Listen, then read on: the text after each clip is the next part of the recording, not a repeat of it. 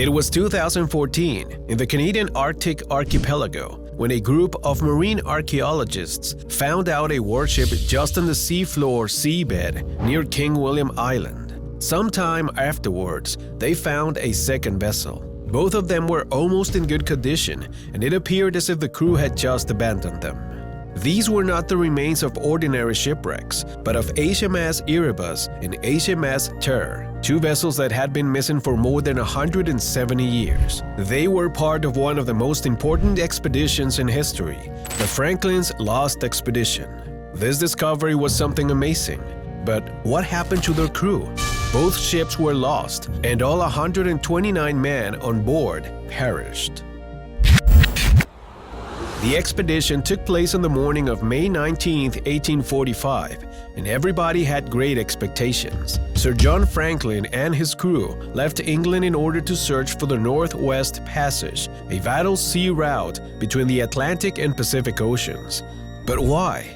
Because until the opening of the Panama Canal, the only way for a ship to pass from the Atlantic to the Pacific Ocean was to sail around the southern part of the American continent, following the route inaugurated by Ferdinand Magellan between 1520 and 1521. This long and tedious voyage led lots of sailors to look for an alternative and more direct route, although the first expeditions revealed that it wasn't as easy as it sounded. Some people suggest that this adventure started off on the wrong foot since the beginning. To begin with, John Franklin should never have been the commander of this expedition. The first candidate, William Edward Parry, one of the greatest British explorers at that moment, rejected the offer as he had already traveled to the Arctic 5 times. The second candidate was called James Clark Ross, who had just arrived from Antarctica and was about to get engaged, so he decided to put aside the great expeditions.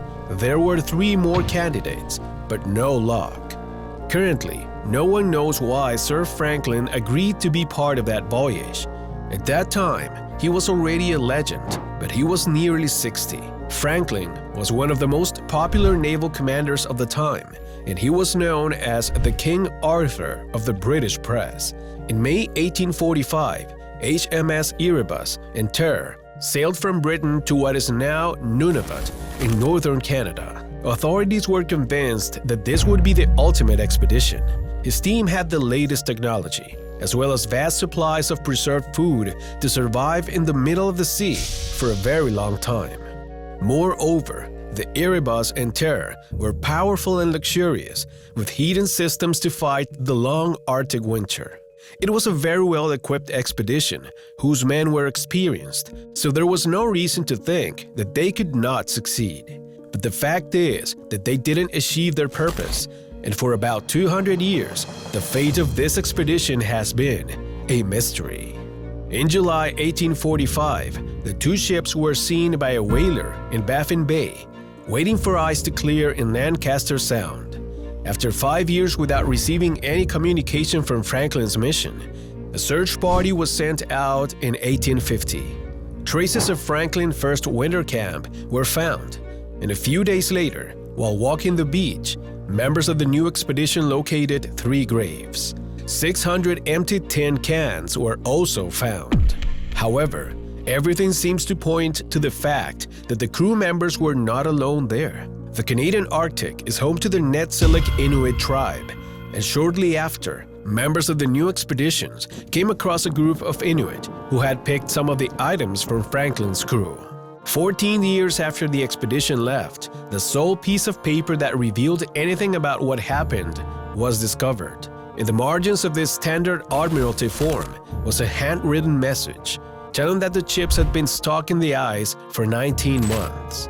The note confirmed that John Franklin and 23 other sailors had died, but the rest, the survivors, had abandoned ship and struck out across land.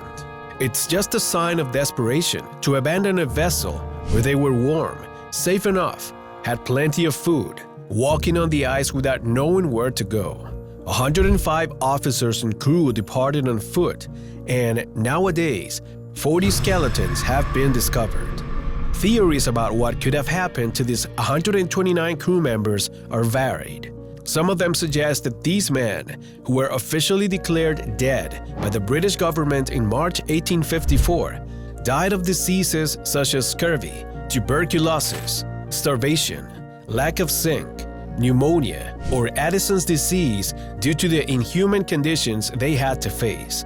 Others even talked about the presence of a weird and unknown beast called Thunbag, a predatory spirit based on creatures from Inuit mythology. There were also reports from the Inuit tribe about bones that had been cut or opened to get to the marrow, as well as skulls that had also been opened. When analyzing the skeletons, experts discovered incised marks, indicating that some of the men had resorted to cannibalism to stay alive. In fact, many bodies were mutilated and body parts were found in cooking pots. But why did the crew resort to this practice if they had heaps of food cans? For almost 200 years, any evidence uncovered about Franklin's lost expedition had raised more questions than it has answered. As for the bodies found in the 3 graves at the first camp, they were very well preserved thanks to the ice. But then, a shocking discovery was made. It was concluded that lead could have been another cause of death for these men.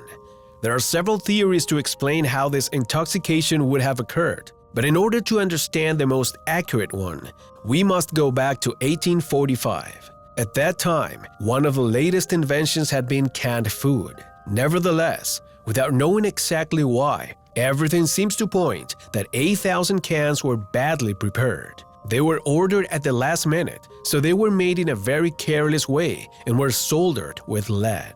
It was believed that researchers had discovered an explanation for the death of the crew aboard the Terror and the Erebus, but it wasn't so. There were no conclusive evidence. In 2013, after performing a series of heavy metal tests on the remains found, the results confirmed that the lead levels were high, but not as high as those found in by sailors of that time. So, if lead didn't kill them, what was the cause? The conditions under the icy water and the location of both vessels make it difficult to explore them. Reports are likely to be hidden inside these warships, official documents that could have been preserved in good conditions and that could reveal what actually happened to Franklin's lost expedition. Sir John Franklin and his men didn't achieve their goal, but all those voyages were crucial to explore the intricate geography of the Northwest Passage. Roald Amundsen was the first Norwegian explorer to complete the first journey from east to west. On board of the Gjoa, he was part of an adventure that took him 3 years, from 1903 to 1906. Throughout history, thousands of mysteries have been impossible to solve, such as the one about a plane that landed with 92 corpses on board 35 years after taking off. Would you like to learn more about this story? If so, check out this video.